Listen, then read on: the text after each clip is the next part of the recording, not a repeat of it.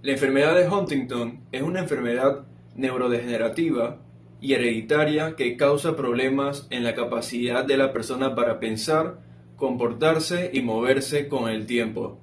La enfermedad provoca un deterioro funcional progresivo que deriva en la pérdida de la independencia en las actividades de la vida diaria. Fue descrita por primera vez por el médico estadounidense George Huntington en 1872. Todos los 13 de noviembre se celebra el Día Internacional de la Enfermedad de Huntington. Sus causas son por una mutación de un solo gen que se encuentra en el cromosoma 4. Esto provoca una degeneración neuronal progresiva que finalmente conduce a la muerte neuronal. Mi nombre es Alicia Morán y me corresponde hablarles sobre la enfermedad de Huntington juvenil, sus síntomas y las estadísticas mundiales sobre la enfermedad de Huntington. Primero que todo, la enfermedad de Huntington juvenil es una de las formas de enfermedad de Huntington que se caracteriza principalmente ya que sus signos y síntomas aparecen antes o a los 20 años de edad, en diferencia con la enfermedad de Huntington, ya que dicha enfermedad, como sabemos, los signos y síntomas empiezan a aparecer a los 30, 40 o hasta los 50 años en adelante. En cuanto a los síntomas, en el inicio y a la progresión de la enfermedad de Huntington, en personas jóvenes puede ser ligeramente diferente al de los adultos mayores. Entre los problemas que suelen presentarse al principio del curso de la enfermedad se encuentran los cambios en la conducta, que este podría ser el primer signo así que se puede apreciar en niños y adolescentes. Y esto conlleva la dificultad para prestar atención, la disminución rápida y significativa del desempeño escolar y los problemas de conducta. Entre los cambios físicos se encuentran los músculos contraídos y rígidos que pueden afectar al caminar, especialmente a los niños pequeños, temblores o movimientos involuntarios, caídas frecuentes y hasta convulsiones. Hablando sobre la estadística mundial de la enfermedad de Huntington, la prevalencia se considera entre 5 y 10 personas por 100.000 habitantes, algo menor en países del este asiático y en poblaciones de raza negra. Y la incidencia anual varía entre 1 y 4 casos por millón de habitantes. Los estudios genealógicos permiten ubicar el origen de la enfermedad en el oeste de Europa, ya sea en los países de Francia, Alemania y Holanda, con una dispersión hacia América, Inglaterra, Sudáfrica y Australia. Las mayores tasas de prevalencia se dan en la región del lago de Maracaibo de Venezuela y en la isla de Tasmania, sur de Australia. La enfermedad de Huntington afecta a un estimado de 3 a 7 por 100.000 personas de ascendencia europea. Es un trastorno, parece ser menos común en unas poblaciones incluidas las afroamericanas y las japonesas. En Estados Unidos, alrededor de 30.000 personas tienen la enfermedad de Huntington. Las estimaciones de su prevalencia son aproximadamente de una de cada 10.000 personas.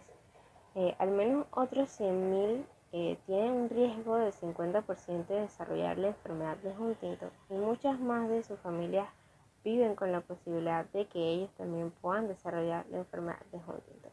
Sobre la enfermedad de Huntington juvenil se desconoce la prevalencia exacta, pero se estima que es alrededor de una persona por 160.000 habitantes. Se ha descrito la enfermedad de Huntington juvenil en el 6% del total de los casos de la enfermedad de Huntington, con una prevalencia de 1 por 10.000 personas. En cuanto a las estadísticas, aquí en Panamá realmente hay muy poca información sobre la enfermedad de Huntington, lastimosamente. Muchas gracias. Buenos días, profesora. Soy el estudiante Héctor Almanza. Me toca hablar de los síntomas y trastornos de la enfermedad de Huntington.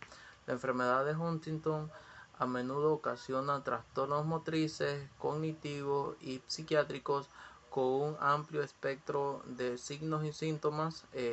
Los síntomas que se presentan al principio varían mucho en las personas afectadas. Durante el curso de la enfermedad, algunos trastornos parecen más dominantes o parecen tener un efecto mayor en la capacidad funcional.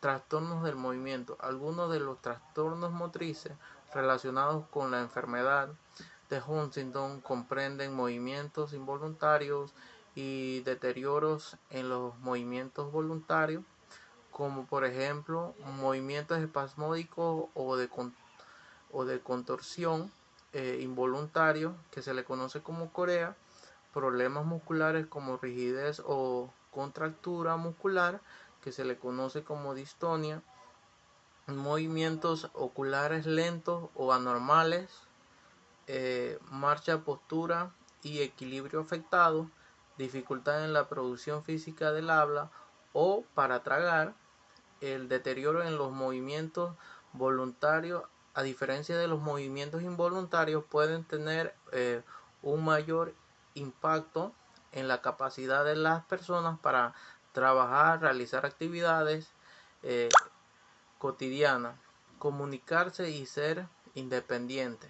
Trastornos cognitivos. Bueno, en los trastornos cognitivos, algunos de los signos de estos trastornos generalmente asociados a la enfermedad son dificultad para organizarse, establecer prioridades o enfocarse en tarea, falta de flexibilidad o tendencia a quedarse sumido en un pensamiento, conducta o acción, falta de control de los impulsos que pueden tener como consecuencia arrebatos, actuar sin pensar y promiscuidad sexual, falta de conciencia sobre las conductas y habilidades propias, lentitud para procesar pensamientos o encontrar palabras.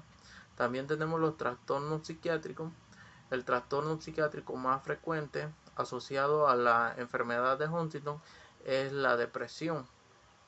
Esto no es porque los pacientes se enteran que tienen la enfermedad de Huntington, por lo contrario, la depresión parece ocurrir debido a las lesiones en el cerebro y posteriormente cambios en los funcionamientos cerebrales. Algunos de los signos y síntomas son sensación de irritabilidad, tristeza, apatía, retraimiento social, no quieren hacer vida social con nadie, insomnio, fatiga y pérdida de energía, ideas frecuentes sobre la muerte, el morir o el suicidio.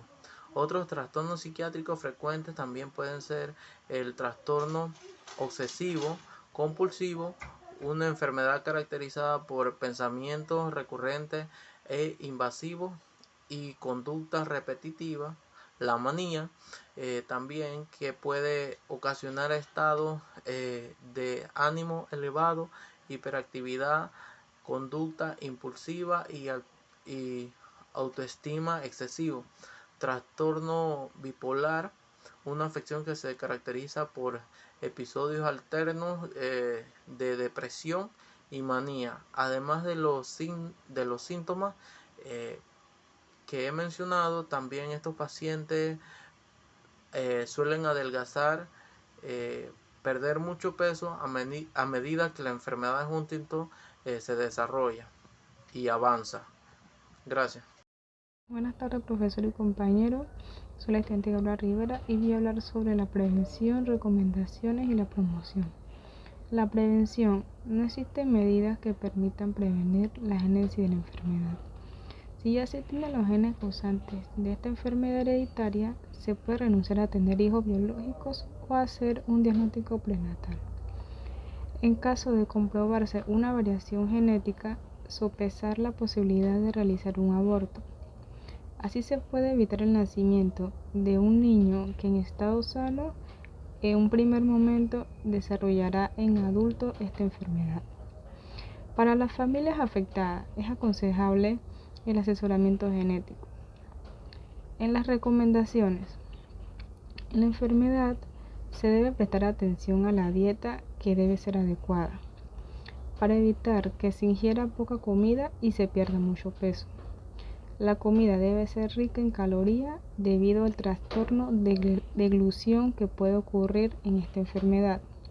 Debe evitarse los alimentos muy líquidos porque se pueden tragar fácilmente. Es mejor tomar alimentos pastosos y comida más ligera. Las bebidas como el café, el alcohol y la nicotina pueden aumentar la molestia y reducir el efecto de los medicamentos.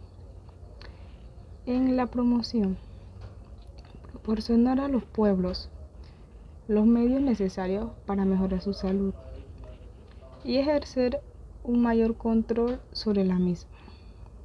Algunas ideas pueden ser programas sobre la alimentación correcta, promover la salud cada cierto tiempo en las emisoras y en la televisión para que así la población tenga conocimiento sobre cada enfermedad que puede ser adquirida o hereditaria.